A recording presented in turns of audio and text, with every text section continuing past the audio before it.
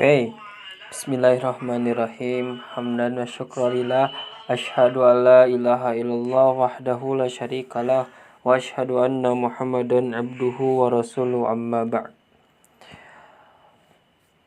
Pertama-tama marilah kita panjatkan puji serta syukur kita semuanya kepada Allah Subhanahu wa taala yang telah memberikan kepada kita nikmat iman, nikmat Islam serta nikmat kesehatan sehingga kita dapat berjumpa di malam yang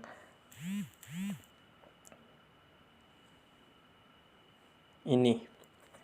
Salawat serta salam tercurah limpahkan kepada Nabi junjungan kita semuanya, yaitu Nabi Muhammad sallallahu alaihi wasallam, kepada keluarganya, kepada tabi'itnya, itba'ut tabi'itnya, serta kepada kita selaku umatnya yang tetap mengamalkan ajarannya, yakni Al-Quran dan As-Sunnah. Oke teman-teman sekalian, saya di sini akan menjelaskan tentang sejarah peradaban Islam. Bahwasanya Islam kan datang dari Arab. Nah, Arab sendiri pada zaman sebelum Nabi Sallallahu Alaihi Wasallam itu merupakan tanah yang kering dan panas, yang dikenal pada zaman itu sebagai oasis. Tetapi di semenanjung Arab tersebut lahirlah sebuah gerakan yang akan mengubah dunia, yaitu lahirnya Islam. Di tanah ini, pada zaman dahulu, orang-orang Arab berprofesi sebagai pedagang dari satu kota ke kota berikutnya. Karena di daerah Arab di sini, tanahnya itu kering dan panas, sehingga Arab, tepatnya di kota Mekah, menjadi kota pusat perdagangan dunia. Karena di dalam Mekah tersebut ada wisata ibadah yang disebut dengan Ka'bah. Nah, maka di Mekah tersebut lahirlah seorang nabi yang bernama Nabi Muhammad sallallahu alaihi wasallam. Awal kehidupan Nabi Muhammad SAW, ia lahir pada tanggal 12 Rabiul Awal, yang pada saat itu Nabi Muhammad sebelum ia lahir sudah ditinggalkan oleh ayahnya sendiri yang bernama Abdullah. Kemudian setelah dia beranjak 6 tahun, dia juga ditinggalkan oleh ibunya, yaitu Aminah. Kemudian setelah ibunya wafat, dia diasuh oleh kakeknya, yaitu yang bernama Abdul Muthalib. Dan setelah 2 tahun diasuh oleh Abdul Muthalib, dia diasuh oleh pamannya, yaitu Abu Thalib. Nah, dari sinilah awal Nabi Muhammad belajar mandiri. Nabi Muhammad sendiri berasal dari suku Quraisy, yaitu klan yang bernama Bani Hashim. Suku Quraisy tersebut merupakan suku yang berkuasa di Mekah, tetapi Bani Hashim sendiri itu merupakan suku tingkat rendah, tidak terlalu berkuasa. Nah, setelah dengan pamannya Abu Thalib, Nabi Muhammad itu diajari berdagang. Dia mulai berdagang ke Suriah sampai suatu ketika dia terus berdagang, dia dipercayai oleh seorang majikan yang bernama Siti Khadijah karena ia diberi gelar Al-Amin dan Al-Siddiq, yang benar dan dapat dipercaya. Dari situlah Khadijah mempercayai Nabi Muhammad hingga pada Nabi Muhammad berusia 25 tahun dan Khadijah berumur 40 tahun. Khadijah melamar beliau, maka menikahlah mereka berdua.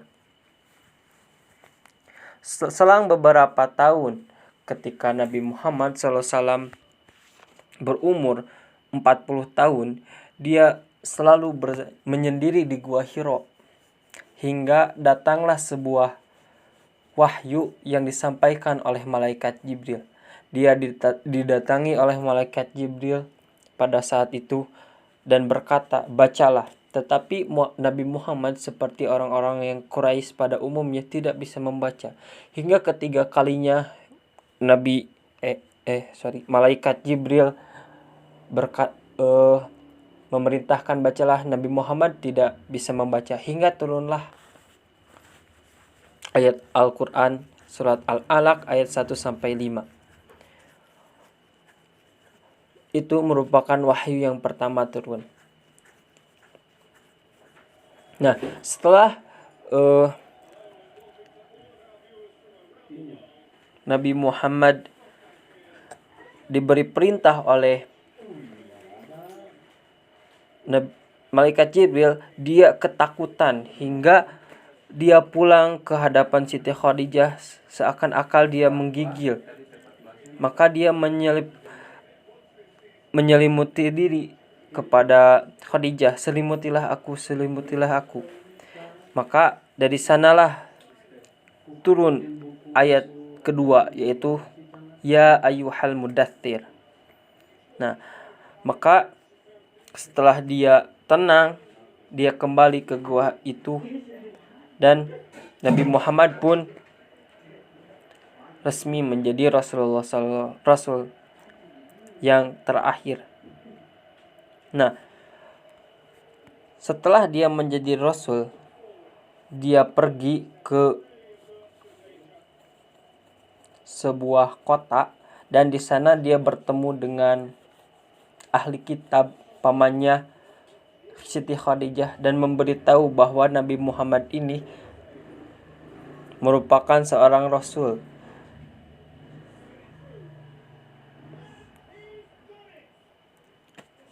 Setelah dia menjadi Rasul tahun demi tahun, di Mekah dia berdakwah selama 13 tahun secara sembunyi-sembunyi. Bahkan pamannya yang bernama Abu Lahab dan Abu mencelakai beliau hingga turunlah surat Al-Humajah. Surat Al-Lahab. Tabat yada abi lahabi watab. Tetapi dakwahnya di Mekah itu banyak ditentang oleh orang-orang Quraisy sehingga terjadi penyiksaan terhadap kaum muslimin yang sudah masuk Islam. Maka Nabi Muhammad SAW hijrah dari kota Mekah tersebut. Awalnya ke kota Yasrib, yang di sana awalnya ke kota Thaif, yang di sana beliau ada kenalan, tetapi di Thaif beliau ditolak hingga dilecehkan. Kemudian beliau berhijrah ke Madinah. Dan alhamdulillahnya di Madinah beliau diterima oleh kaum yang bernama kaum Ansar. Dan Nabi Muhammad sebagai perhijrah kaumnya disebut kaum Muhajirin. Maka di Madinah lah Nabi Muhammad SAW berdakwah selama 10 tahun. Hingga Nabi wafat pada tahun beliau 63 tahun, digantikanlah oleh yang namanya Khulafaur Rasyidin.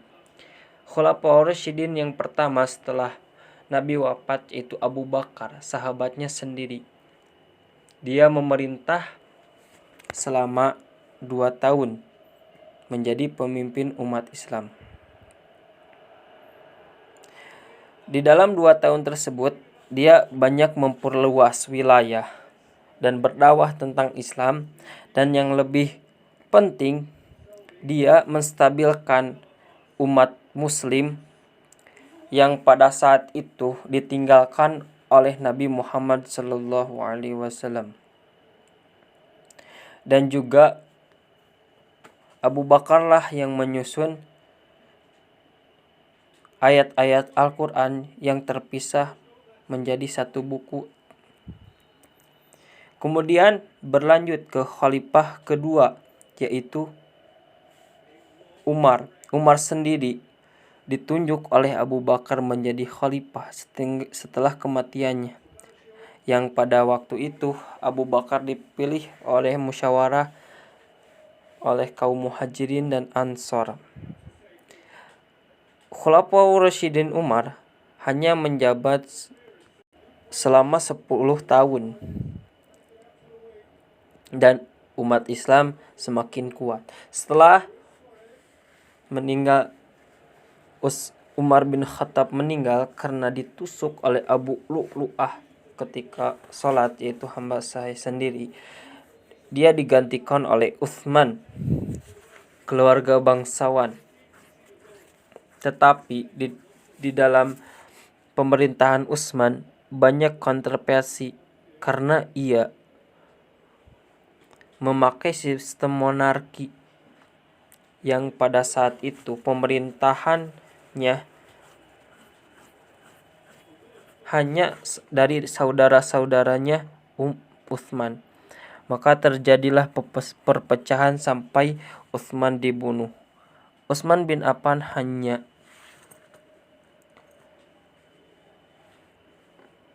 jadi khalifah selama 12 tahun. Kemudian setelah Utsman wafat karena dibunuh juga, digantikanlah dengan sepupu Rasulullah, yaitu Ali bin Abi Thalib. Ali sendiri sama. Dia banyak yang memberontak, terutama kaum Muawiyah, karena dia tidak menyelidiki kasus pembunuhan Utsman, sehingga dia hanya menjabat selama 5 tahun. Demikianlah sekilas tentang sejarah peradaban Islam dari Nabi Muhammad sampai Khulafaur Rasyidin. Mohon maaf bila ada tutur kata yang salah. Ditutup dengan doa Rabbana atina fid dunya hasanah wa fil akhirati hasanah wa qina adzabannar. Assalamualaikum warahmatullahi